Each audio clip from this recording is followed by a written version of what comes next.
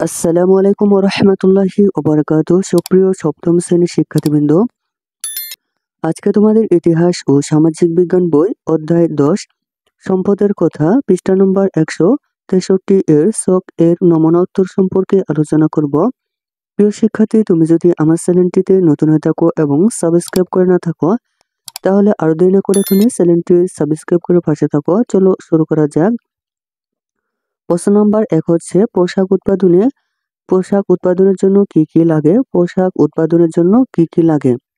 উত্তর হচ্ছে পোশাক উৎপাদনের জন্য গজ কাপড়, সুতা, কাঁচি, সেলাই মেশিন, দক্ষ শ্রমিক। প্রশ্ন নম্বর 2 হচ্ছে কারা পোশাকগুলো তৈরি করেছে? কারা পোশাকগুলো তৈরি করেছে? কারা পোশাকগুলো তৈরি করছে? দক্ষ শ্রমিকেরা। উত্তর হচ্ছে দক্ষ শ্রমিকরা পোশাকগুলো তৈরি করছে। নাম্বার 3 হচ্ছে পোশাকগুলো কোথায় উৎপাদিত হচ্ছে? পোশাকগুলো কোথায় উৎপাদিত হচ্ছে?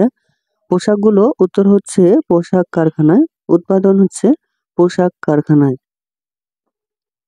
নাম্বার 4 হচ্ছে পোশাক উৎপাদনের জন্য শ্রমিকদের বিনিময়ে কি দেওয়া হয়? পোশাক উৎপাদনের জন্য শ্রমিকদের বিনিময়ে কি দেওয়া হয়? শ্রমিকদের বিনিময়ে হচ্ছে মজুরি অথবা বেতন দেওয়া হয়।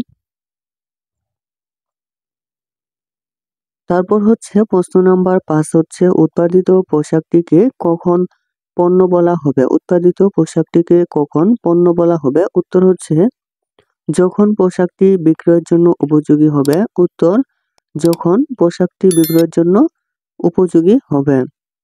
প্রশ্ন নম্বর 6 হচ্ছে পোশাক উৎপাদনে ও সার্বিক ব্যবস্থাপনার দায়িত্বে যিনি থাকেন তাকে কি বলা হয়? প্রশ্ন, পোশাক উৎপাদন ও সার্বিক ব্যবস্থাপনার দায়িত্বে যিনি থাকেন তাকে কি বলা হয়? উত্তর হচ্ছে ব্যবস্থাপক অথবা মালিক অথবা সংগঠক।